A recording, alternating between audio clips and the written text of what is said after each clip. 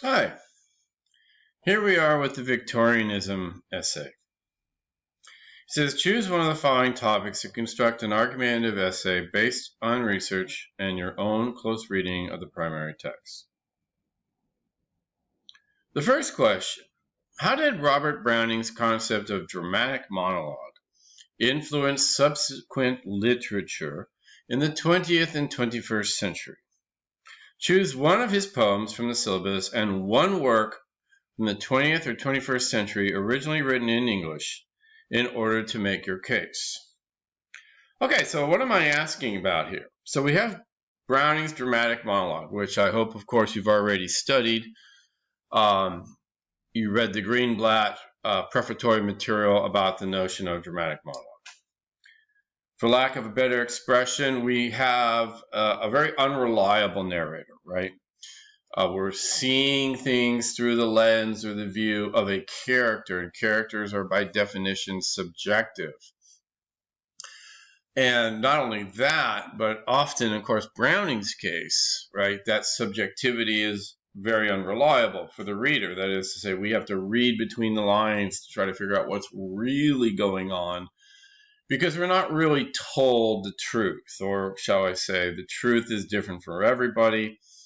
And as we often see, there's a tendency for people to justify themselves, to excuse their sins or flaws, and to try to present a situation or something in the best light possible. Okay, and this is one of the things that Browning's dramatic monologue did. It became very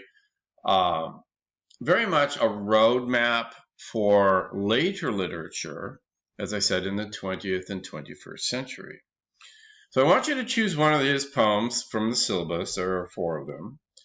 And one work from the 20th or 21st century, something substantial, something important, originally written in English, and see how the dramatic monologue from Browning moves into this later work.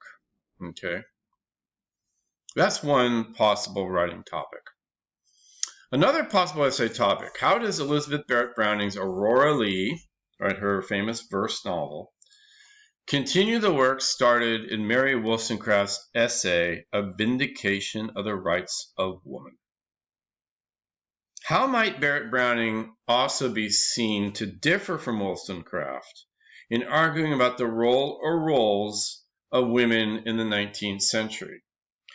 So one of the things that you have to do, of course, is you have to really understand what Wollstonecraft was talking about in The Vindication, and then see what was going on in Aurora Leigh. Okay, now we have a relatively brief passage of Aurora Leigh from the beginning of the poem, or the very near beginning of the poem, I should say. It's not the very, very beginning. And we see Aurora, new to England from Italy, right? She's living now with her aunt, her father's sister, because her parents are now divorced. She's now divorced. I'm sorry, they're dead. What a 21st century thing to say. No, they're dead. And Aurora is being raised by this aunt who is a very prototypical Victorian woman. Right? And the education that she receives, or shall we say does not receive, is very, very important in terms of thinking about what's going on for women in this time period. And this is where we come back to Mary Wollstonecraft, right? Another question you may choose is choose one of the Victorian writers. This would be, of course, including Matthew Arnold and Alfred Lord Tennyson, in addition to Elizabeth Barrett Browning and Robert Browning. Those are basic 4 Victorian writers that we have right now. Okay. Later we have Oscar Wilde, but we're not talking about him until after spring break. And to be fair, Oscar Wilde is pretty significantly different from these other Victorian writers. Choose one of the Victorian writers and one of their works from the syllabus and write a critique of what that work reveals about a sense of Englishness at the time. Okay, the 19th century, the mid-19th century especially.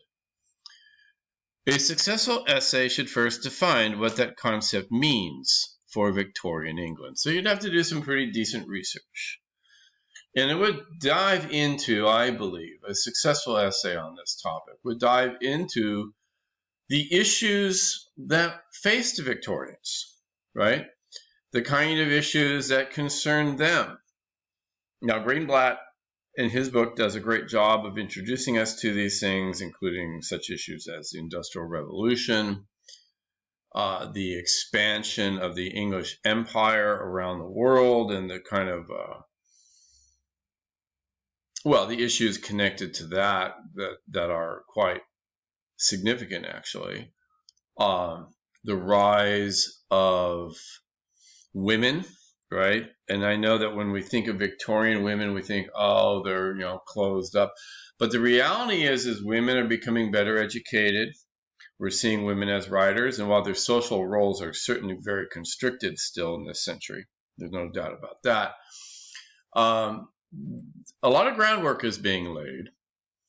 The fall or decline of religion, especially in terms of it being a defining characteristic of how people think, right?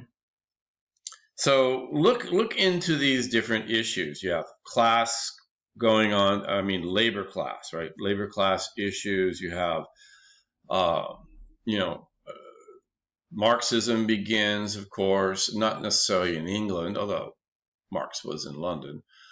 Karl Marx, was in London for quite some time. But there's a lot of issues that we tend to associate with either the 20th century or our own time here in the 21st century. A lot of them, quite frankly, got going in the 19th century. Science versus religion, right? Darwinism, yada, yada, yada, right? There's all kinds of stuff that really gets its beginning in Victorian England. Last question. Is Emma by Jane Austen a feminist or anti-feminist novel? Begin with a definition of feminism. Okay. So,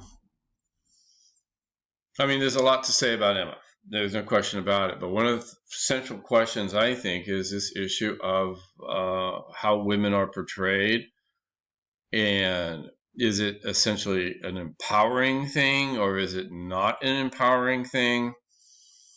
This is something that people, frankly, can argue about quite well on either side, I think, to be honest about it. There's no right answer here, but I am looking for your logic and reasoning. Begin with a definition of feminism. That's, of course, very important. The paper is due to be submitted to Canvas by Monday, April 4th, 11:59 p.m. For those of you not keeping track, that is the Monday after spring break. So if you don't want to be spending your spring break working on this essay, I would get started on it sooner rather than later. Okay. Be sure to follow the out-of-class essay guidelines for matters of form and style. Use correct MLA documentation as described in the MLA for Literature class handout and the MLA Handbook 9th edition. Be sure to include a word count at the end of your essay. Remember, you must meet minimum requirements, including word count, sources, and subject. No late essays will be accepted by the verifiable medical or legal excuse. That's, of course, the norm.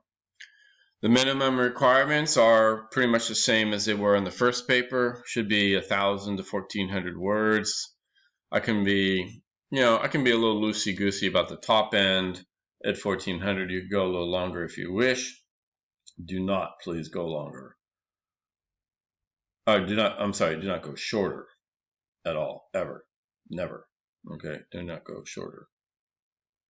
So, citations from at least 4 different sources. One of the sources must be the primary text. 2 sources at least must be from scholarly works, such as peer-reviewed journals or university press books. The 4th source can be a source of your own choosing, but it must be a credible analytical source in its own right. The textbook only counts as a primary text, although you may certainly use editorial materials in your essay. So we're not like doubling down, right? You may, of course, have more than 4 sources.